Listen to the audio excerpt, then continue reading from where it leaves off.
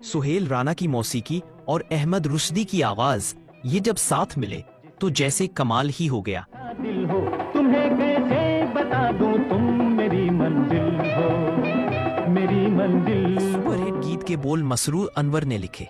वहीद मुराद और शमीम आरा की अदाकारी भी फिल्मी पर्दे पर अपना जादू जगा गई। 16 बरस बाद सिल्वर जॉबली शो में आलमगीर ने इस गीत को गाकर वहीद मुराद को खिराजे तहसीन पेश किया।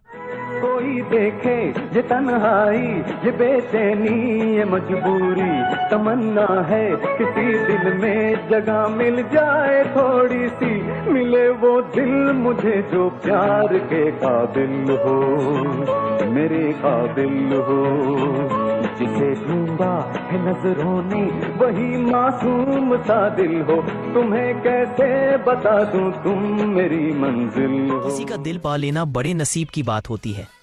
अली हैदर और फरीहा परवेज ने भी जब ये गीत गाया तो सुनने वालों के लबों पर मुस्कुराहट दौड़ गई।